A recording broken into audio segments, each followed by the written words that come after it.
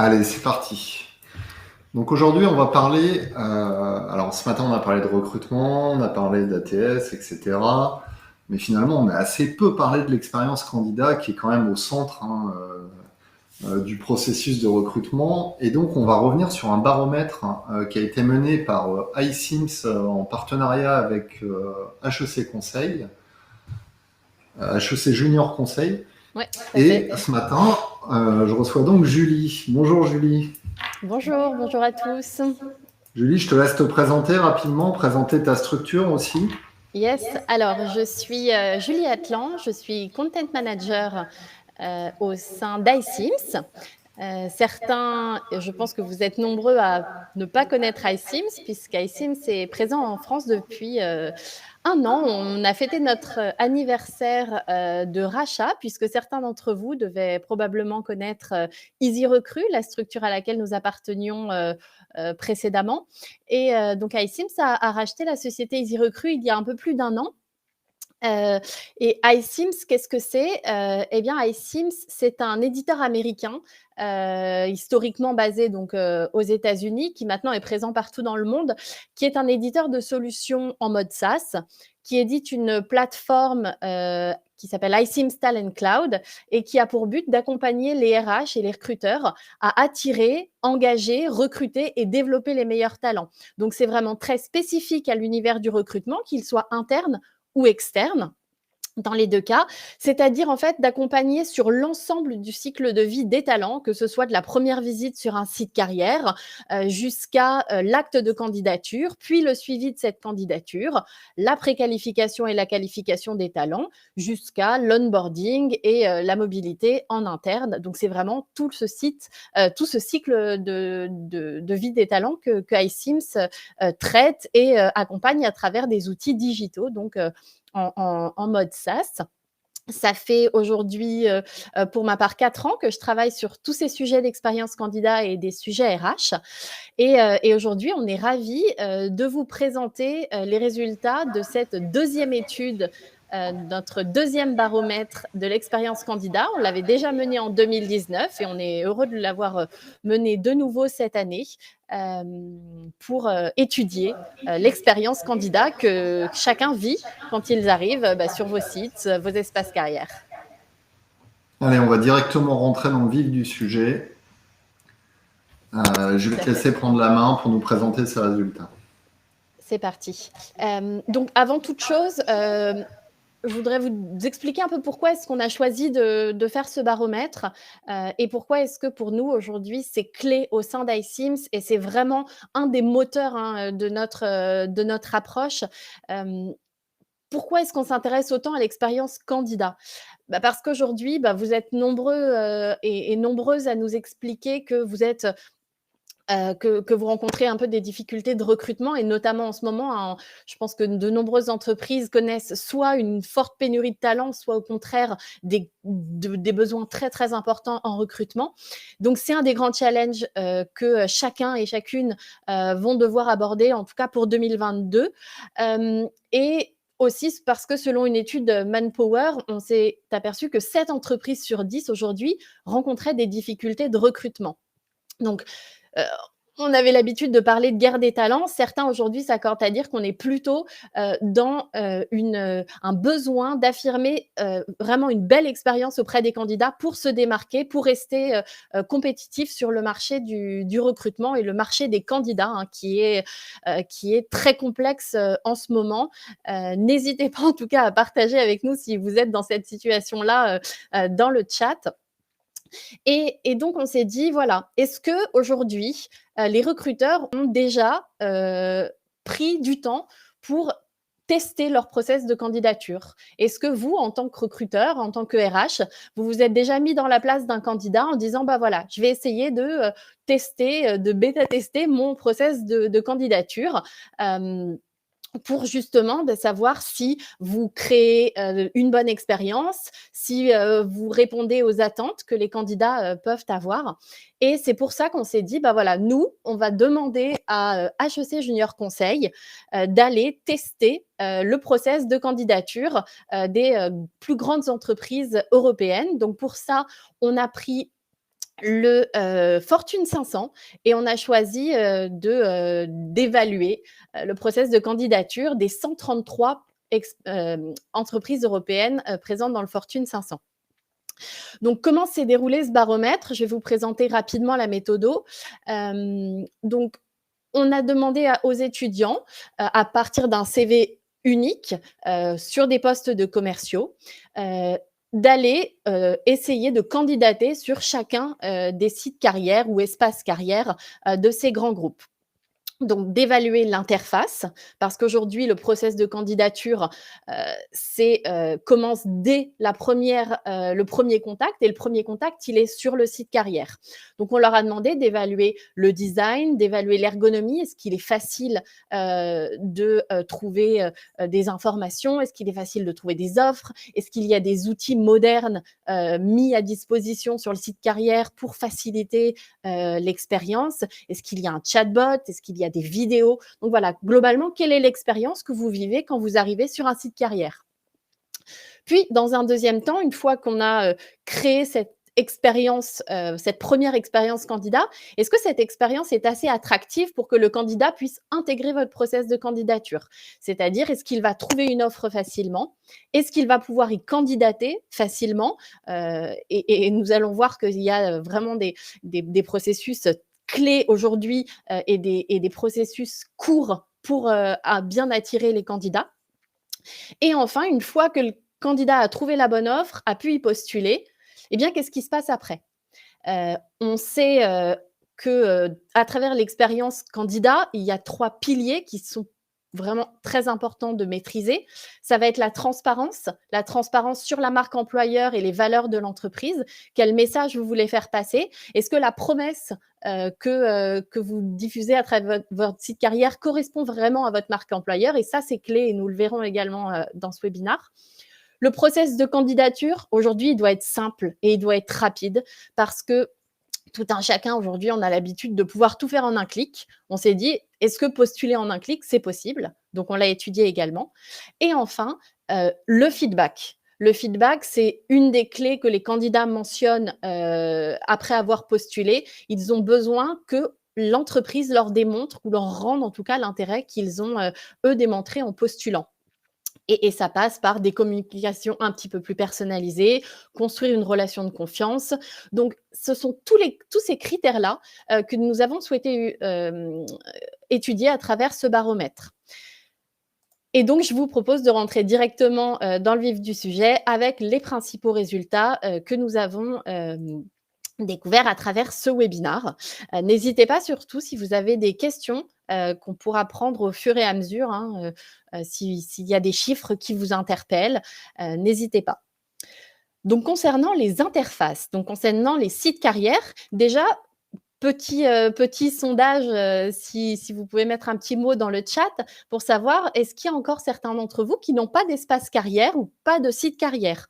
Ça, c'est une première question que je voudrais vous poser parce qu'en tout cas, nous, en réalisant cette étude, on a été ravis de se rendre compte que 100% des entreprises présentes dans le Fortune 500 présentaient un site carrière ou un espace carrière, ce qui, bizarrement, n'était pas le cas en 2019. Donc, il y avait encore des grandes entreprises qui ont des milliers de collaborateurs qui n'avaient pas de page carrière.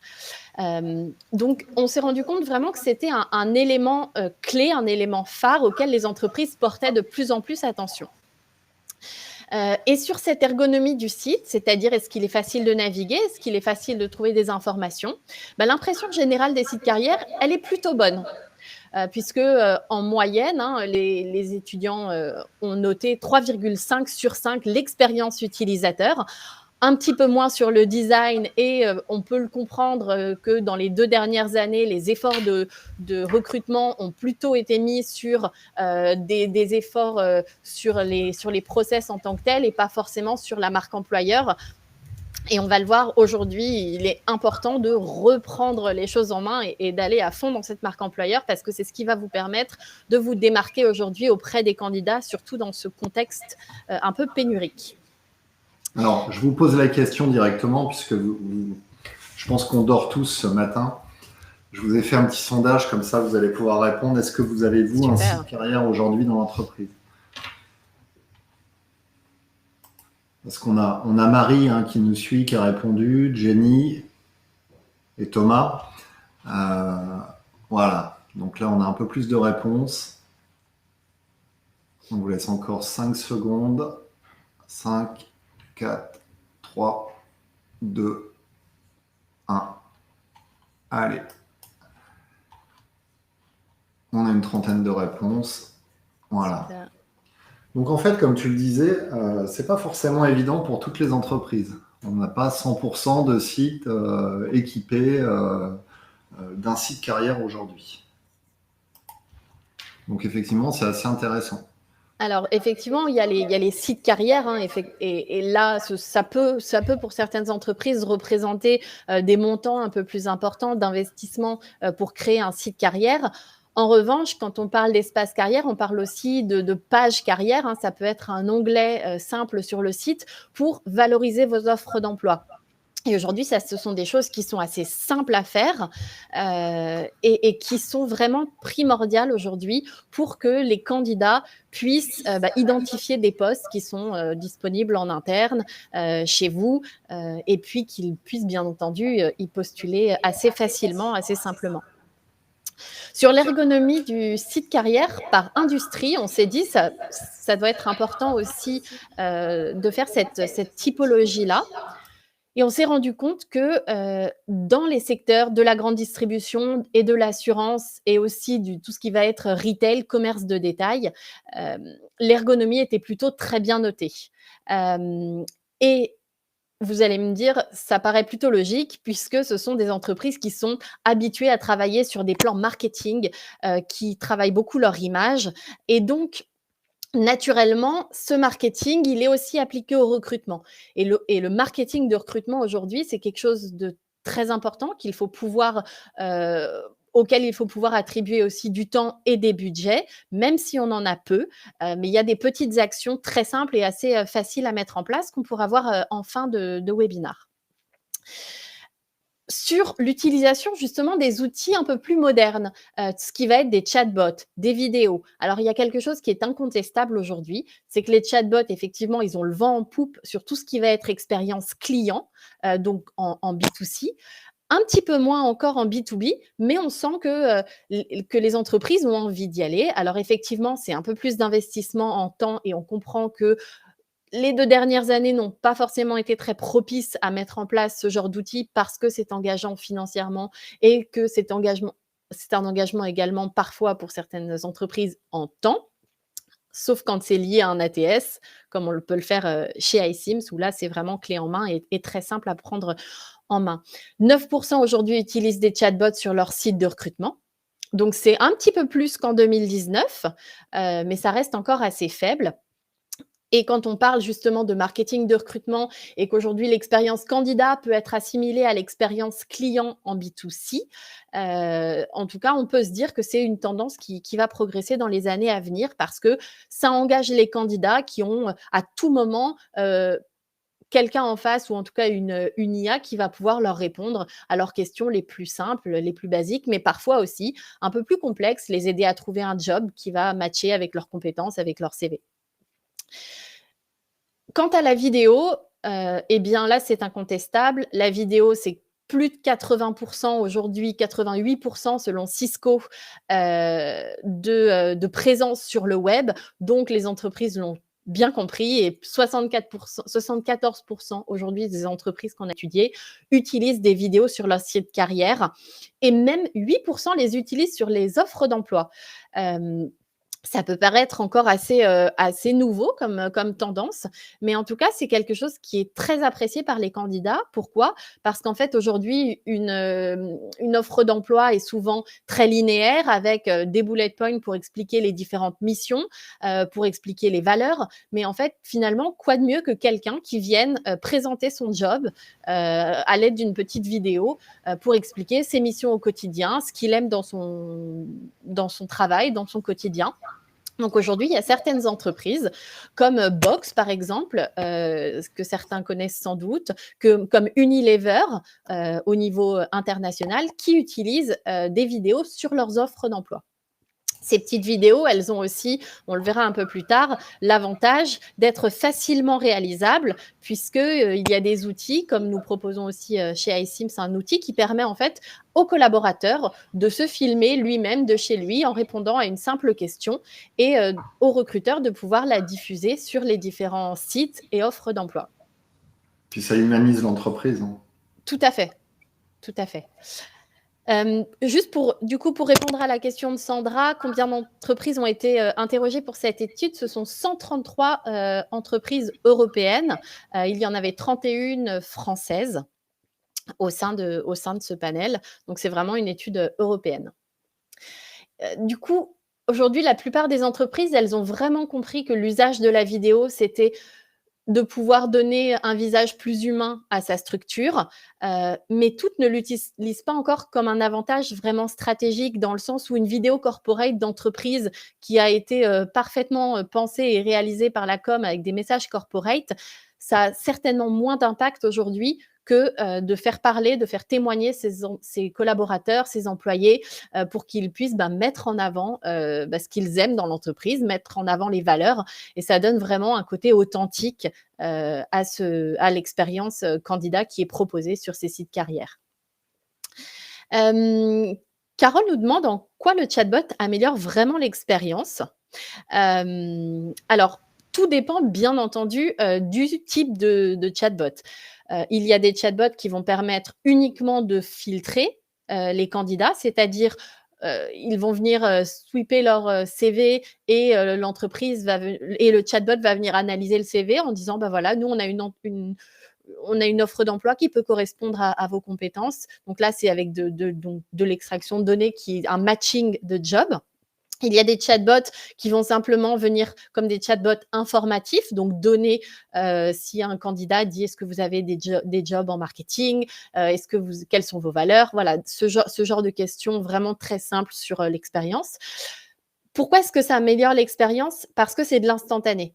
Et qu'aujourd'hui, il y a de plus en plus de candidats qui ont envie et besoin d'instantané. Ils ont envie d'une réponse tout de suite. La communication, vous le savez aujourd'hui, c'est 90% de notre temps, hein, on est toujours vissé à notre téléphone ou à notre mail. Donc, en tout cas, c'est pour les candidats, c'est vraiment déterminant d'avoir de la réactivité de la part de l'entreprise. Ça, c'est vraiment gage d'une bonne expérience candidat. D'avoir la réponse à ces questions rapidement et de pouvoir être orienté rapidement vers les bonnes offres. Ça dépend bien entendu toujours de la façon dont les chatbots ont pu être mis en place. Après, on peut imaginer dans le chatbot informer le candidat sur c'est quoi le télétravail chez nous, que prévoit notre accord, qu'est-ce qu'on prévoit en termes de prévoyance, de mutuelle, d'avantages de l'entreprise, des questions relatives aux conditions de travail, etc. Donc effectivement, ça apporte une information instantanée au candidat. Tout à fait. Donc les sites carrières, en tout cas, on s'aperçoit aujourd'hui qu'il y a de vrais efforts qui sont faits. Alors vous allez me dire, de la part des grands groupes, c'est facile, il y a du budget, mais il y a des choses qui sont assez facilement mobilisables, assez simples. L'usage de la vidéo, hein, ça a beaucoup de pouvoir, donc c'est quelque chose auquel il faut vraiment songer. Mais une fois que le candidat il se dit voilà, l'entreprise m'intéresse, je me reconnais dans ses valeurs, j'ai trouvé des éléments qui correspondent à ce que j'attends d'une entreprise. Et bien maintenant, j'ai envie de trouver une offre. Est-ce que cette entreprise a une offre à me proposer? Et là, on s'est interrogé sur finalement le process de candidature en tant que tel. Combien de temps est-ce qu'il faut pour trouver une offre? Et combien de temps est-ce qu'il faut pour postuler?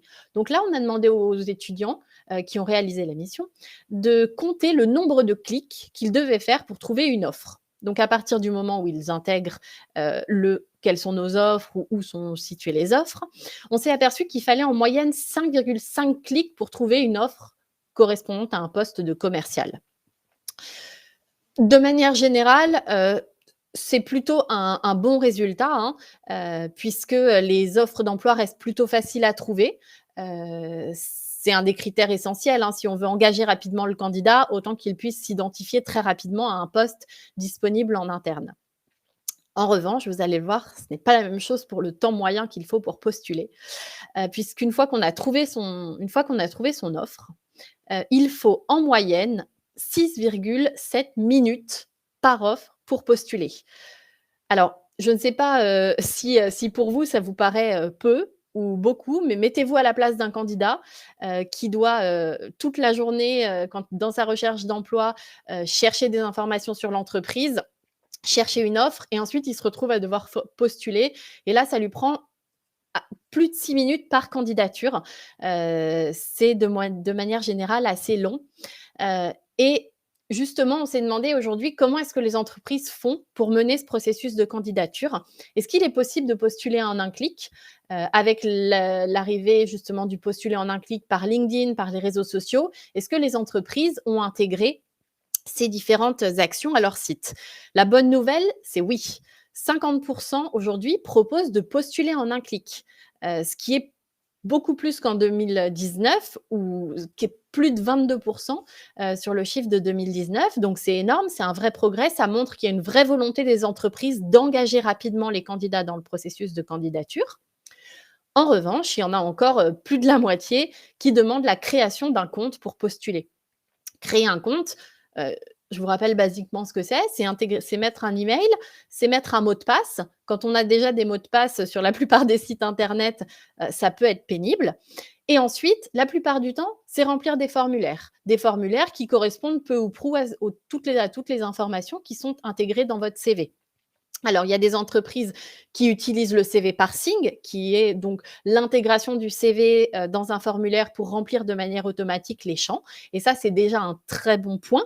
En revanche, la création de compte reste quelque chose de pénible pour les candidats. Donc, c'est dans tous les cas quelque chose qui est encore un peu un des points faibles, en tout cas, des entreprises qui ont été évaluées. La bonne nouvelle, c'est qu'ils étaient 76% en 2019. Donc, de manière générale, on tend aussi à trouver des entreprises qui, en tout cas dans un premier temps, sweep cette première partie de créer un compte. Bien En fait, entendu, on oui, constate quand même des parallèles entre le process de recrutement et le process de vente sur Internet. tout à fait. Si tu regardes le process de vente sur Internet, il y a 3-4 ans, il fallait créer un compte Mm, pour acheter quelque chose. Et aujourd'hui, tu as des modes invités. Donc, tu peux exactement. acheter en mode invité sans créer de compte. Et on se rend compte aussi que par rapport au marketing classique, le process de recrutement suit ces tendances du marketing classique. Alors, bien évidemment, avec un décalage.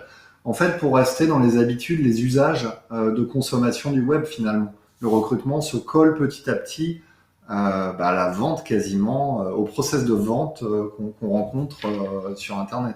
Tout à fait, exactement. Et le marketing de recrutement, c'est quelque chose dont on parle depuis 3-4 ans parce qu'il y a effectivement l'expérience candidat qui se colle à l'expérience client.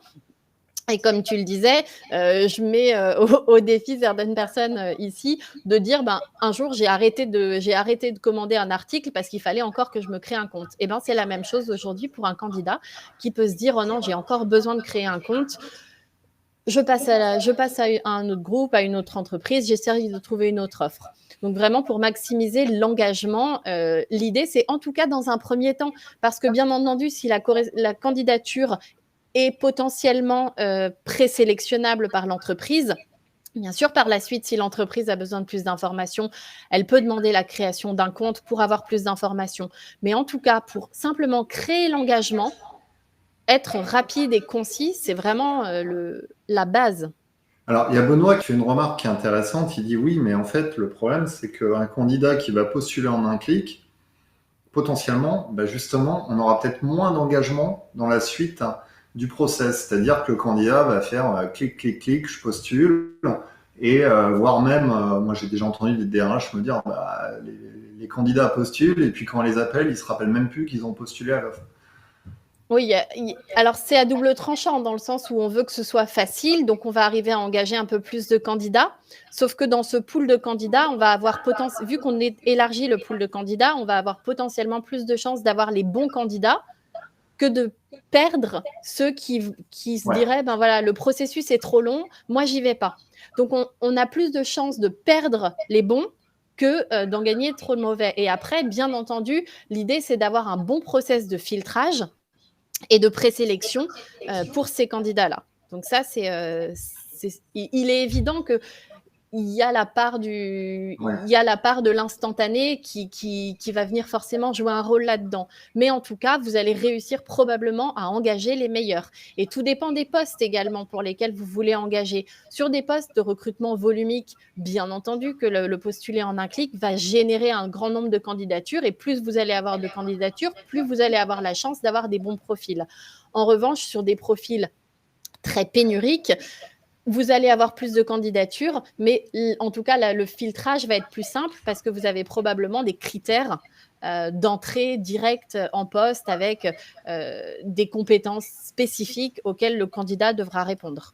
Et puis, on peut proposer une expérience candidat différente. Tout à fait.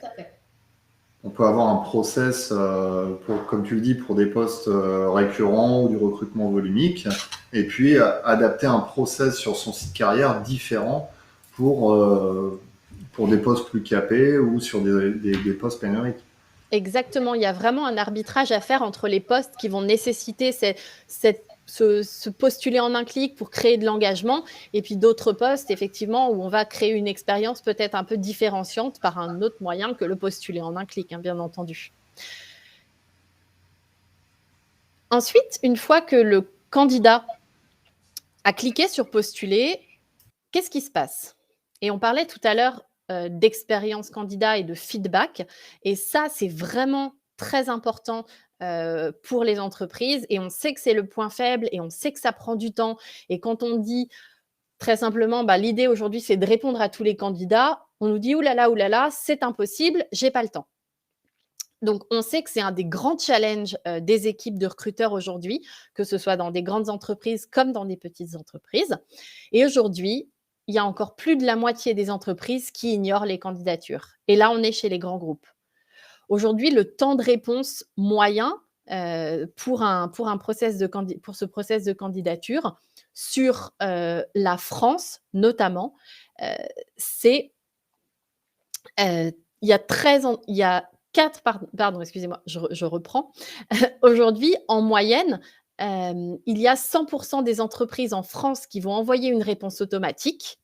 En revanche, il y a encore plus de la moitié de ces entreprises-là qui ne répondront jamais passé le mois de candidature. Alors, bien sûr, il y a beaucoup d'entreprises qui ont trouvé la parade en envoyant ce fameux email que tout le monde connaît. Si vous n'avez pas de retour de notre part d'ici 3 semaines, considérez que votre candidature n'est pas retenue. Ce message-là, les candidats, ils le reçoivent. En revanche, aujourd'hui, tout à l'heure, Christophe, tu comparais effectivement au process de vente classique. Aujourd'hui, la moindre des choses, quand vous passez une commande sur un site X, c'est d'avoir un message qui vous dit « Nous avons bien reçu votre demande de commande ». C'est un message d'accusé de réception. Ce message, vous attendez absolument pas de la part de votre vendeur que ce soit ultra personnalisé et avec votre nom, prénom. Par contre, vous êtes content de le recevoir. Vous vous dites « C'est bon, mon message a bien été passé ». Eh bien, c'est la même chose pour les candidats. Aujourd'hui, la communication, plus elle va être multipliée, plus elle va permettre aux candidats de se dire voilà, on fait attention à moi, on a de l'intérêt pour l'intérêt, en tout cas, que moi j'ai porté à l'entreprise. Et ça, c'est primordial, surtout quand on sait qu'aujourd'hui, il y a des techniques d'automatisation qui sont extrêmement simples dans tous les ATS, qu'ils soient du premier ATS le plus basique au plus complexe, il y a une fonction d'automatisation des réponses. Donc ça, c'est pour moi, et pour iCIMS, un des fondamentaux dans l'expérience candidat, c'est d'au moins faire un accusé de réception de la candidature. Ensuite, pour ce qui est de la réponse, 7% des entreprises n'envoient même pas d'email automatique. Donc ça, c'est ce que je vous disais. On est chez des grands groupes et il y a encore 7% des entreprises qui n'accusent même pas réception. Et pour ce qui est de la réponse, il y a 97% des refus aujourd'hui qui sont faits par email, ce qui paraît assez naturel dans les fonctions d'automatisation. Cela dit, quand on sait qu'aujourd'hui, les principaux outils utilisés pour la communication, c'est le téléphone mobile, donc ça va être les SMS, les messageries instantanées et les emails, on se rend compte qu'il y a aussi une brèche, puisque tous les outils de communication ne sont pas forcément utilisés dans le cadre d'un process de candidature. Les 3 candidats qui ont eu la chance d'avoir eu une réponse positive ont été appelés par téléphone, ce qui paraît plutôt naturel. Et aujourd'hui, 88% des retours par email sont envoyés depuis une adresse générique, c'est-à-dire une adresse type recrutement@ ou contact@ en fonction des candidatures. Donc, si la personnalisation n'est pas forcément, en tout cas, le premier axe de réponse pour une candidature, à minima, quand vous faites une réponse un peu plus poussée, le candidat va s'attendre à ce qu'il y ait au moins le nom, le prénom et le poste auquel il a répondu, puisque, comme tu le disais tout à l'heure, Christophe, on peut avoir plusieurs candidatures dans plein d'entreprises différentes et que le candidat a besoin de savoir aussi de pouvoir suivre ces candidatures dans les différentes entreprises. Ça répond en partie à la question de Sandra, hein, qui dit on a un volume de 7 à 8 000 candidatures par an. Et en fait, comment on peut faire pour optimiser la qualité de nos réponses? Mais on peut optimiser effectivement en travaillant sur la qualité, même si c'est un message automatique, on peut travailler sur la qualité du message, sur la personnalisation du message en utilisant les variables qui ont été déposées par le candidat au moment de sa candidature, comme le disait Julie, hein, simplement en y mettant le prénom, le type du poste, etc. Et puis, on n'est pas forcé non plus d'utiliser une adresse générique. Hein. On peut travailler la personnalisation différemment. Hein. Tout à fait. Et si toutefois le recruteur n'a pas envie de mettre son adresse email pour pas forcément avoir tout un tas de retours derrière, comme tu le disais, on peut travailler sur la personnalisation des messages. Il y a beaucoup d'outils, que ce soit de la même manière, hein, des petits ATS comme des grands. Il y a des possibilités de personnaliser aussi les messages en fonction des réponses qui peuvent être envoyées. Je sais que nous, en tout cas, c'était le cas chez EasyRecruit avec l'outil d'entretien vidéo différé. Une fois que le candidat avait passé ce process de présélection et que le recruteur se disait, ben voilà, moi, je ne peux pas retenir ce candidat parce que selon moi, il ne parle pas assez bien anglais, on avait une liste en fait d'emails tout prêt avec simplement un envoi où quand le candidat va recevoir son email, on lui explique en lui disant on ne peut pas retenir votre candidature parce que votre niveau d'anglais est insuffisant. Et en fait, il y a une série comme ça de mails un peu personnalisés qui peuvent être faits au sein des ATS ou des différents outils utilisés. Sandra a mal compris la réponse. Sandra me dit merci, si pas mail générique, derrière flux énorme à traiter. Non, j'ai pas dit qu'il fallait mettre le mail de Christophe Pat en réponse. Je dis que vous pouvez mettre le mail de Christophe Pat, mais avec un no reply ou avec un renvoi vers votre adresse recrutement, etc. Là, on parle de marketing en fait. Nous, on est des marketeurs, donc on connaît très bien ces mécanismes de personnalisation. Moi-même, quand je vous envoie un mail au lecteur, je peux vous envoyer 2 mails et avoir, je sais pas, 10 000 ouvertures sur un mail et 5 000 ouvertures sur l'autre. Simplement parce que j'ai changé le nom de l'expéditeur, le nom du message. Donc, on parle de ce type de personnalisation. Si je vous envoie un email en vous disant bonjour Marie, comment allez-vous? Avez-vous vu que nous organisons un webinar avec Julie tel jour? Ça sera beaucoup plus engageant que si je vous réponds bonjour, merci de vous inscrire à cet événement. C'est ça qu'on dit en fait. On peut aussi travailler sur le mode de communication et utiliser les éléments dont on a à disposition pour personnaliser au maximum les réponses automatiques. Alors effectivement, le no reply, hein, comme dit Charlotte, ça peut être un peu délétère. Cela dit, ne serait-ce que dans un premier retour d'accusé de réception, ça peut être une solution, puisque l'idée de l'accusé de réception, c'est simplement de signifier au candidat que la candidature a été reçue. Bien entendu, par la suite, pour les feedbacks un peu plus poussés, effectivement, un no reply va envoyer un message assez négatif. En revanche, pour ce qui est du fait, alors il y avait une question de Laurent qui était justement de se dire que ça peut être un peu un danger de donner des raisons. Est-ce que vous pourriez préciser un petit peu, parce qu'aujourd'hui, je pense que donner une raison de refus au candidat est souvent plus positif que de simplement lui dire « votre candidature n'a pas été reçue ». Parce que la première question que le candidat va se poser, c'est « pourquoi ?» Donc, donner quelques éléments de réponse, en tout cas, dans un processus de recrutement assez classique où Bien entendu, ça va pas être sur la première étape de tri et de présélection que vous allez rentrer dans des détails. On est déjà un peu avancé dans des statuts de présélection où vous allez devoir sélectionner votre pool de candidats à rencontrer, où là, les candidats ont déjà passé l'étape de la présélection et où là, c'est important de multiplier ces éléments de communication parce que le candidat, il est peut-être pas votre candidat d'aujourd'hui, mais il peut être votre candidat de demain. Et ça, c'est quelque chose à avoir vraiment en tête quand on traite l'expérience candidat. C'est de se dire qu'un bon candidat, aujourd'hui, à cet instant, il ne correspond pas à mon poste. Par contre, peut-être que demain, il y correspondra. Parce que je ne vous l'apprends pas, le recrutement, c'est vraiment l'équilibre de ces 3 moments. Le bon candidat, au bon moment, sur le bon poste. Et il n'y a que cette équation qui va fonctionner pour éviter le recrutement raté.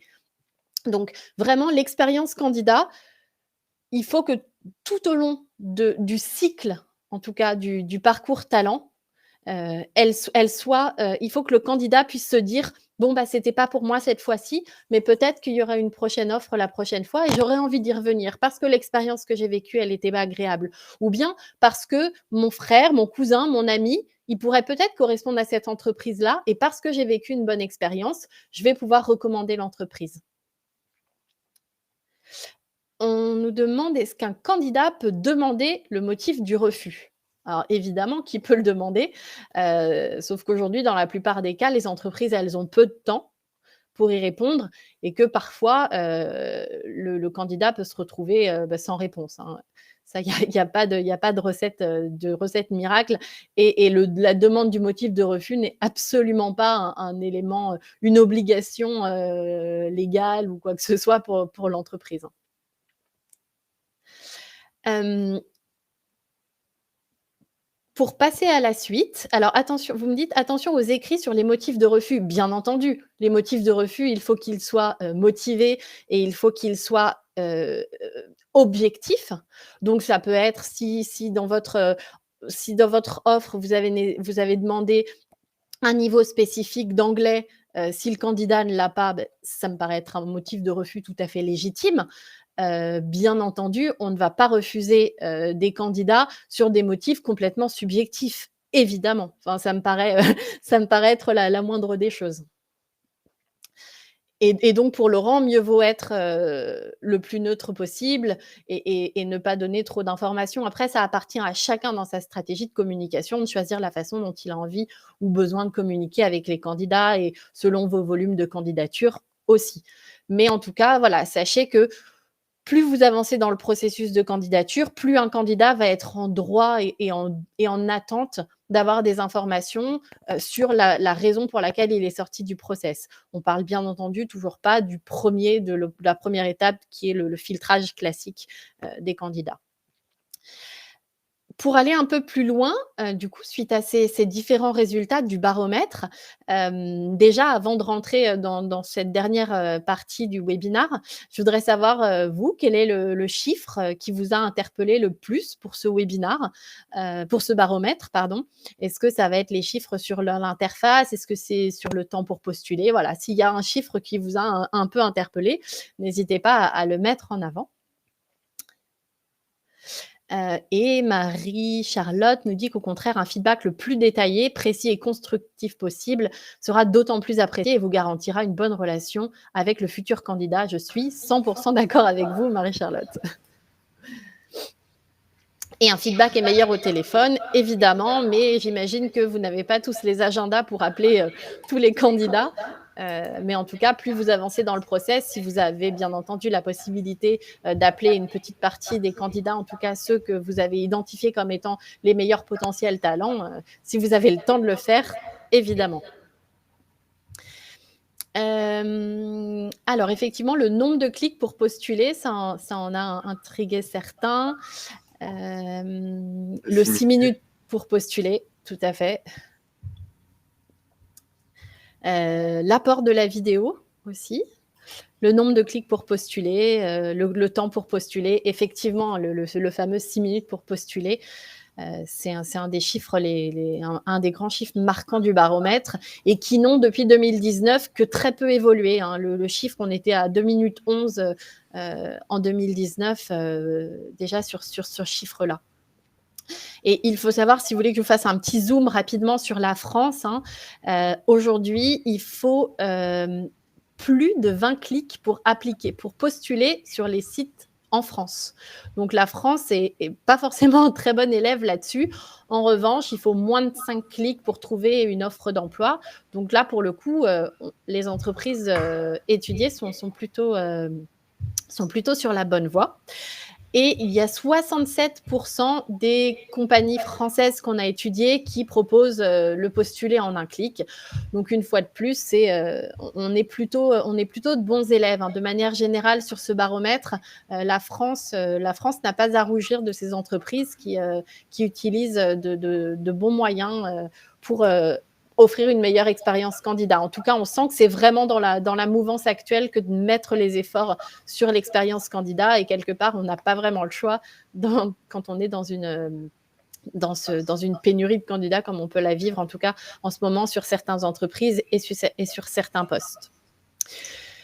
Quelques petits tips qu'on a sortis avec plusieurs responsables RH avec qui on a discuté, et notamment notre DRH d'iCIMS.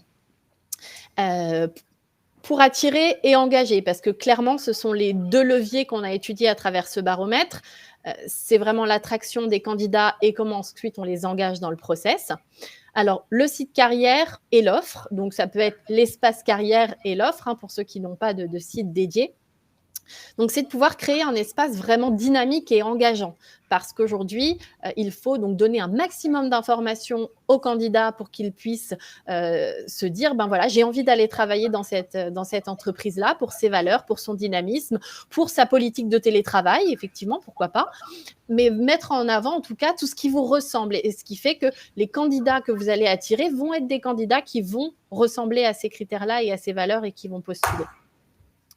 Bien entendu, je vous parlais des témoignages vidéo. Les témoignages vidéo qui vont être générés par des collaborateurs, c'est en tout cas une des offres qu'on a nous chez iCIMS et qui a clairement le vent en poupe. C'est qu'aujourd'hui, vous pouvez présenter vos entreprises et vos métiers par l'intermédiaire de vos collaborateurs. C'est le fameux employee advocacy dont on parle, dont on a beaucoup parlé à un moment. C'est qu'aujourd'hui, la parole du collaborateur, elle est plus authentique qu'un message très corporate et très drafté par la communication. Donc ça, c'est très important de pouvoir donner la parole à ses collaborateurs et de le faire de manière simple. C'est-à-dire que vous n'allez bien entendu pas envoyer une demande de faire une vidéo à quelqu'un qui n'est pas à l'aise avec une caméra.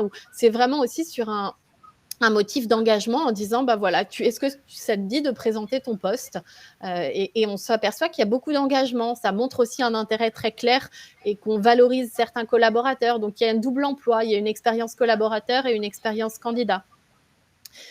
On parlait d'intégrer un chatbot, hein, qui puisse être alimenté par de l'IA, alors que ce soit de l'IA simple ou que ce soit un peu plus complexe, pour pouvoir répondre à des questions. Mais ça peut être en tout cas un très bon moyen d'aller chercher les candidats en 24 heures, en 24/7. Dès qu'un candidat se connecte, il peut avoir des réponses.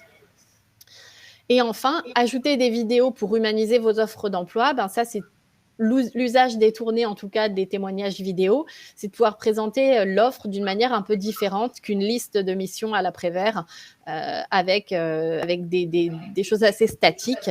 Aujourd'hui, ça donne vraiment un visage humain, et ça permet aussi aux collaborateurs de rencontrer ses futurs collègues dans un premier temps, de se dire, voilà, la personne avec qui je pourrais potentiellement travailler. Mettre un visage, c'est toujours très important pour un candidat. Et en ce qui concerne l'engagement, bien entendu, on le disait tout à l'heure avec Laurent, la possibilité d'engager ou d'importer des données via LinkedIn et d'utiliser le CV parsing, de la même manière que le postuler en un clic peut être sélectionné pour certaines typologies de postes. En tout cas, ce qui est primordial aujourd'hui, c'est de ne plus obliger le candidat à remplir des formulaires en fonction des sites. C'est ce qu'il y a dans les 6 minutes, hein, finalement.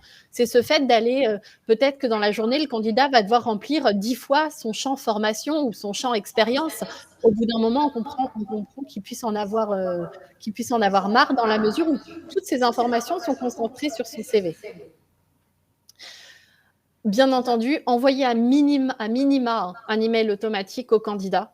Il y a des façons d'automatiser avec vos ATS, avec certaines solutions très simples, très classiques pour automatiser au moins ce feedback, pour donner de l'intérêt aux candidatures que vous avez reçues, même si par la suite, vous n'allez pas forcément y donner suite, mais en tout cas, montrez cet intérêt-là et rendez cet intérêt au candidat par un mail automatique.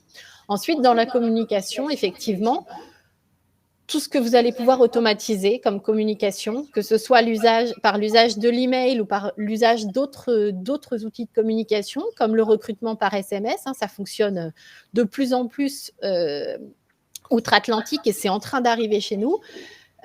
C'est très simplement des petits SMS de votre candidature a bien été reçue, au bout de 2 semaines, votre candidature est toujours en traitement. Tout est automatisé à travers l'ATS, donc bien entendu, ce n'est pas le numéro du recruteur, il n'y a pas de souci là-dessus. Tout est automatisé. Donc ça permet aussi d'aller engager les candidats sur les canaux de communication qu'ils utilisent au quotidien.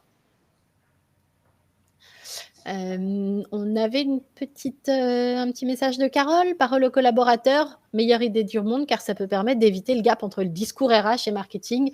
Évidemment, on disait tout à l'heure, qui de meilleur que les candidats, que les collaborateurs pour parler de leur quotidien. Et ça, c'est primordial.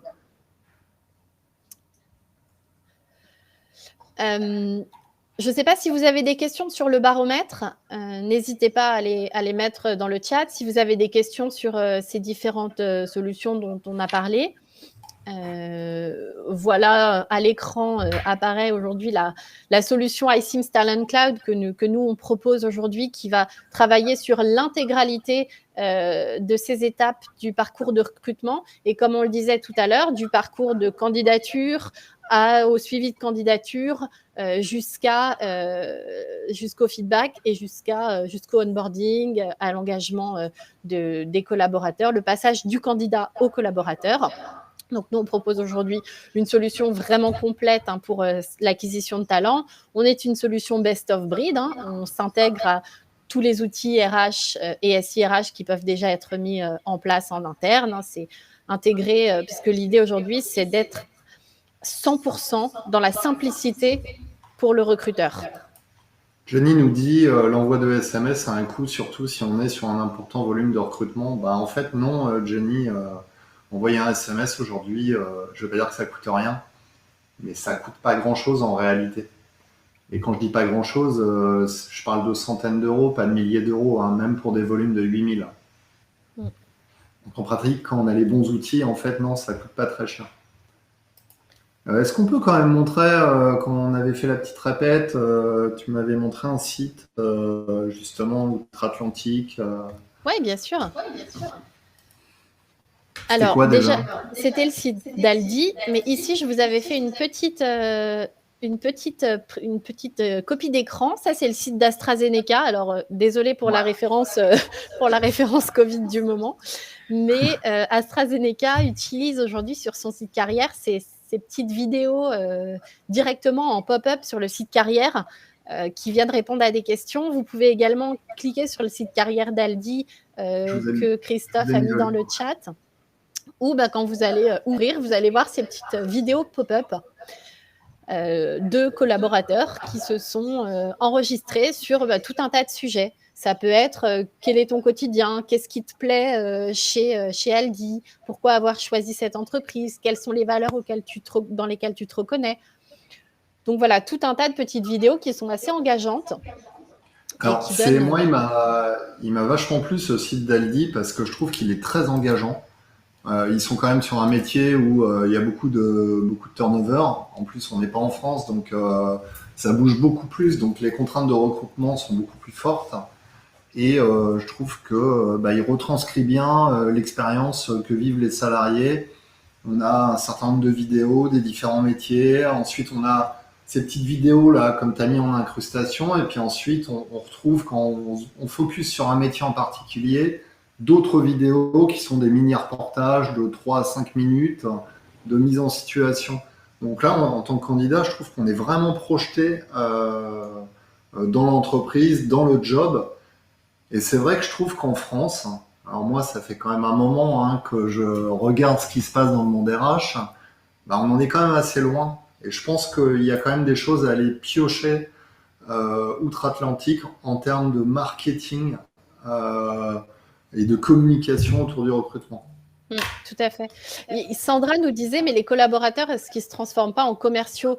Mais non, parce qu'en fait, si on vous demande aujourd'hui de parler de votre quotidien ou de parler de votre entreprise en famille ou à des amis, vous allez avoir un discours tout à fait naturel. L'idée, c'est bien entendu pas de faire une vidéo qui soit préparée, qui soit marketée. Et c'est l'avantage de ces vidéos qui sont générées par les collaborateurs, c'est que vous avez 1 minute pour répondre à une question de manière le plus simple et le plus authentique possible. Et si vous ne vous reconnaissez pas dans les valeurs, ou en tout cas si vous n'êtes plus bien dans l'entreprise, ou que vous avez le projet d'en partir, très bien, certes, mais les gens qui sont bien, qui sont bien dans leur boulot et qui aiment leur mission et qui aiment leur job, ils seront ravis de venir partager un petit moment de leur quotidien ou pourquoi est-ce qu'ils sont bien dans l'entreprise. Donc, c'est pas du commercial, c'est vraiment un discours authentique qui permet d'engager les candidats. Une vidéo de témoignage de collaborateurs, en général, alors sur le produit vidéo studio qu'on a chez iSIMS, ça peut être personnalisé. En moyenne, c'est 1 minute à 1 minute 30 parce qu'il faut comme pour tout, hein, la simplicité, la rapidité, aller à l'essentiel avec des messages clés. Donc voilà, puis 1 minute, si vous l'avez déjà fait, c'est déjà long.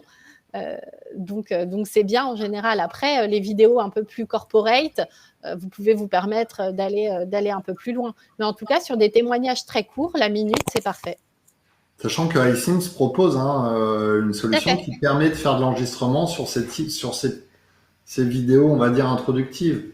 Exactement, c'est l'outil Vidéo Studio qui Voilà. permet d'envoyer une invitation à des collaborateurs identifiés en interne qui veulent bien délivrer leur témoignage ou s'exprimer. Et en fait, à l'aide de son smartphone, on reçoit son lien, on vient se mettre dans un cadre classique. Et ensuite, le Vidéo Studio va aussi permettre, comme une appli classique, hein, de mettre un filtre pour enlever ses imperfections, de mettre des sous-titres parce que parfois, on voudrait bien que cette vidéo, elle soit diffusée sur un site à l'étranger. Donc, on peut mettre des sous-titres. On peut aussi mettre l'accessibilité de la vidéo, on peut la diffuser sur les réseaux sociaux, la positionner sur des offres. Donc c'est vraiment un produit clé en main et très facile parce qu'on sait que faire des vidéos aujourd'hui, ça peut être long, ça peut être assez coûteux de faire venir quelqu'un pour parler d'un métier, se filmer, ça prend du temps, c'est chronophage Ne pour casse tout pas le mon monde. business non plus, Julie, s'il te plaît. Parce que nous, on en produit pour les RH, des vidéos, reportages, marque employeur. Ça existe, mais c'est pas la Oui, même mais c'est pas la même utilisation. approche, je suis d'accord avec toi. Il y a une Toi, utilisation très la solution est quand même marque, peu héroïste et en plus, elle est collaborative. Donc, bien sûr. la solution iSIMS, elle a cet intérêt, cet avantage. Tout à fait. Ça montre ce côté humain, presque comme si on se filmait sur, je sais pas, Insta, TikTok, etc. Ouais, tout à fait. Et après, effectivement, on peut faire des... Et c'est même pas on peut, c'est on doit. On doit faire des vidéos plus corporate et plus marque employeur parce que, comme je le disais tout à l'heure, c'est 88% du contenu qui est produit aujourd'hui sur tout Internet. Donc la vidéo, elle est primordiale. Et effectivement, s'il y avait que des vidéos de collaborateurs sans avoir une vidéo qui montre les locaux, qui montre l'atmosphère et l'atmosphère de l'entreprise, ça aussi, c'est important pour un candidat de pouvoir se projeter. Donc, c'est 2 usages différents. Sarah nous dit juste une question sur le nombre de clics. C'est à partir du moment où le candidat a trouvé l'offre et postule ou quand il tape une offre dans un moteur de recherche et trouve une offre? Alors en fait, le process, c'était le candidat se connecte au site de l'entreprise. Et à partir du moment où il est sur le site de l'entreprise, il va compter les clics pour aller trouver une offre. Donc, c'est pas sur de la recherche Google. C'est vraiment, j'arrive sur le site de Peugeot, de Bouygues, j'arrive sur le site. Et là, à partir de ce moment-là, combien de clics ça prend pour trouver une offre de commercial. Donc, je vais aller dans la rubrique carrière, je vais aller peut-être sur la page retrouver nos offres et peut-être qu'à la une, il y aura une offre d'emploi de commercial.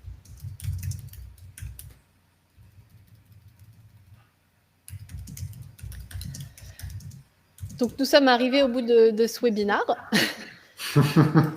Je vous remercie à tous d'avoir activement participé dans le chat. C'est que le sujet vous a interpellé. Bien entendu, vous pourrez retrouver l'intégralité du baromètre qui est disponible sur iCIMS, mais qu'on vous enverra suite à ce webinaire pour que vous puissiez avoir tous les détails, les différentes typologies de comptes que nous avons traitées et une petite conclusion également.